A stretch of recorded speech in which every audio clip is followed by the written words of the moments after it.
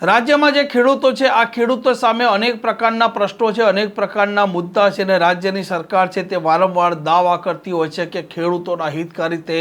નિર્ણય લે છે, પરંતુ વાસ્તવમાં આ ખેડૂતો છે તે અત્યારે પાયમાલ થઈ રહ્યા છે અને આમ આદમી પાર્ટીના નેતા રાજુ કરપડાએ ફરી એક વખત સરકાર અને કૃષિ મંત્રીને આડે હાથ લીધા છે।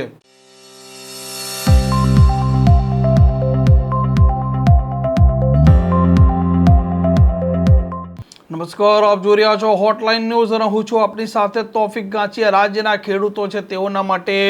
અનેક પ્રશ્ન છે, જે ખાતર છે તેની અછત સર્જાઈ રહી છે, તેઓને પૂરતી માત્રામાં જે પ્રકારે પાક છે તેના ભાવ નથી મળી રહ્યા અને જમીન માપણીનો પણ અને રીસર્વેનો પ્રશ્ન છે। આવા અનેક પ્રશ્નો ખેડૂતોના સામે અત્યારે ઉપસ્થિત છે અને રાજ્યની સરકાર વારંવાર દાવા કરે છે કે ખેડૂતોના હિતમાં તેઓ નિર્ણય લઈ રહ્યા છે અને તેના વચ્ચે આમ આદમી પાર્ટીના જે નેતા છે રાજુ કરપડા તેમણે ફરી વખત સરકાર અને કૃષિ મંત્રીને આડે હાથ લીધા છે। વિદેશ નીતિમાં સદંતર નિષ્ફળ ખેડૂત અને ખેતી વિરોધી નિર્ણય લેવામાં અગ્રેસર કાયમી ધોરણે રહેલી ભાજપ સરકારે ફરી એક વખત ખેડૂત વિરોધી નિર્ણય લીધો છે। આમ તો ખૂબ લાંબા સમયથી આમ આદમી પાર્ટી ખેડૂતોની પડતર માંગણીઓ જે છે, કાયમી ખેડૂતોના જે પ્રશ્ન છે એના નિરાકરણ માટે સતત લડી રહી છે, પરંતુ એનો નિવેડો લાવવાની જગ્યાએ ક્યાંક ને ક્યાંક વિદેશમાં કપાસ પકવતા ખેડૂતોને ફાયદો કરાવવા માટે, ક્યાંક ને ક્યાંક અમુક વિકસિત દેશોના દબાવમાં આવીને અમુક ભારતીય વેપારીઓને ફાયદો કરાવવા માટે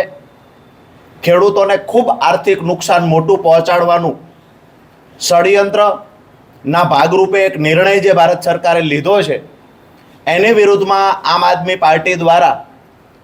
એક અઠવાડિયાના અલ્ટિમેટમ સાથે તમામ જિલ્લાઓની અંદર આવેદનપત્રો આપવામાં આવેલા કે ભાજપ સરકાર તાત્કાલિક ધોરણે આ નિર્ણય પરત લે,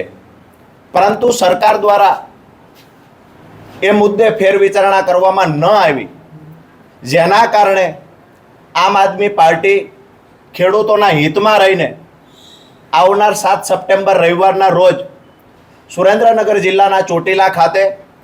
એક મહાખેડૂત સંમેલન કરવા જઈ રહી છે। આ ખેડૂત સંમેલનનો મુખ્ય જે આશય છે કે એક તો કપાસમાં ખેડૂતોને પ્રતિ મણ એટલે કે પ્રતિ 20 કિલોએ 2100 રૂપિયા ભાવ મળી રહે એવી સરકાર દ્વારા વ્યવસ્થા કરવામાં આવે। અગર ક્યાંક ને ક્યાંક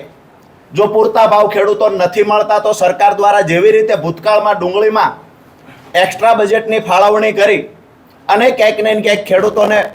પૂરતા ભાવ મળી રહે એવી વ્યવસ્થા સહાય પેટે રકમ ચૂકવી અને કરવામાં આવી હતી, એ મુજબ કપાસમાં પણ વ્યવસ્થા સરકાર દ્વારા ઊભી કરવામાં આવે।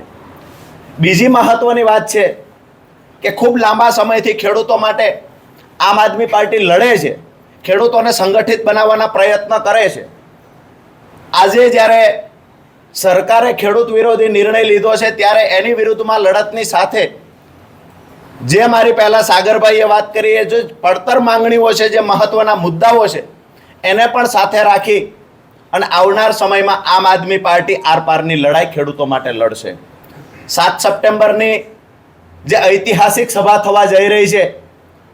મારા ખ્યાલથી ગુજરાતના ઇતિહાસમાં 35 વર્ષ પછી ખેડૂત સંમેલન આવડું મોટી સંખ્યામાં થવા જઈ રહ્યું છે, જેમાં ખેડૂતોની માંગણીઓને લઈને તમામ મુદ્દા પર ચર્ચા કરવામાં આવશે। આ સંમેલનની અંદર ગુજરાતમાંથી પ્રદેશ નેતાઓની સાથે માન્ય અમારા પ્રદેશ પ્રમુખ ઈશુદાનભાઈ ગઢવી, ગોપાલભાઈ ઇટાલિયા વિસાવદર ધારાસભ્ય, મહામંત્રી સાગરભાઈ, મનોજભાઈ સહિતના નેતાઓ તો ઉપસ્થિત રહે છે।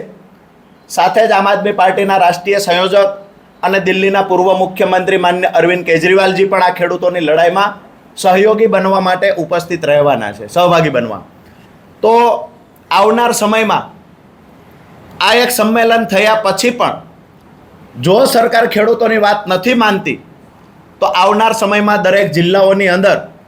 આમ આદમી પાર્ટી કિસાન સંમેલન કરશે અને ત્યાર પછી જરૂર પડશે તો ગુજરાતભરના ખેડૂતોને એકત્રિત કરી અને ગાંધીનગરમાં પણ મોરચો માંડશે। મહત્વની વાત, અને આપ સૌ મીડિયા મિત્રોના માધ્યમથી સરકાર સુધી એક જ સંદેશ આપીએ છીએ કે ખેડૂતોના મુદ્દે ક્યાંય પણ અમે નથી ઈચ્છતા કે રાજનીતિ થવી જોઈએ, પરંતુ દિવસે દિવસે ગુજરાતનો ખેડૂત દેવાદાર બનતો જાય છે. દિવસે દિવસે ક્યાંક ને ક્યાંક ખેડૂત અને ખેતી વિરોધી નિર્ણય લેવાતા જાય છે. ત્યારે ફરી વખત આ એક કપાસની આયાત પર તમામ પ્રકારના ટેક્સ નાબૂદ કરી અને સરકારે અમેરિકા જેવા વિકસિત દેશના ખેડૂતોની કોમ્પિટિશન કરવા માટે જ્યારે ગુજરાતના ખેડૂતને સામે રાખી દીધો હોય, તો સ્વાભાવિક છે કે ગુજરાતનો ખેડૂત વિકસિત દેશના ખેડૂત સામે કોમ્પિટિશન કરવામાં ક્યારેય ટકી ના શકે. ક્યાંક ને ક્યાંક આધુનિક ટેકનોલોજીનો જે ખેડૂતોએ ઉપયોગ કરવો જોઈએ એમાં સરકારે મદદ કરવી જોઈએ. સરકાર મદદ કરવામાં સદંતર નિષ્ફળ ગઈ છે. જે વિકસિત દેશોની અંદર ખેડૂતોને સબસિડી પેટે રકમો ચૂકવવામાં આવે છે, ખેડૂતોને પ્રોત્સાહિત કરવામાં આવે છે, તો ક્યાંક ને ક્યાંક ભારતીય ખેડૂતોને સરકાર તરફથી પ્રોત્સાહિત કરવામાં પણ નથી આવતા અને ક્યાંક ને ક્યાંક સરકાર તરફથી જે સબસિડીઓ ચૂકવવી જોઈએ એ પણ ચૂકવવામાં આવતી નથી. એટલે કુદરતી આફતનો સામનો કરી અને સરકારી કૃષિ વિરોધી સરકારની નીતિના કારણે જે દિવસે દિવસે ખેડૂત દુઃખી અને દેવાદાર બનતો જાય છે, ખેડૂતોની આત્મહત્યામાં વધારો થતો જાય છે, ત્યારે આમ આદમી પાર્ટી હવે તમામ પ્રકારના પ્રશ્નોને લઈ અને આવતી 7 સપ્ટેમ્બરથી શ્રી ગણેશ કરશે અને ચાહે ગમે એવડી લડાઈ લડવાની થાય, આવનાર સમયમાં આમ આદમી પાર્ટી મજબૂતાઈથી લડશે. આ પ્રકારના સમાચાર, પ્રકારના અહેવાલ માટે હોટલાઇન ન્યૂઝ ચેનલ જોવાનું અને સબસ્ક્રાઇબ કરવાનું ભૂલતા નહીં. નમસ્કાર. આવા પ્રકારના વિડીયો તમને જોવા ગમતા હોય તો હોટલાઇન ન્યૂઝ ચેનલને લાઇક, શેર અને સબસ્ક્રાઇબ કરો.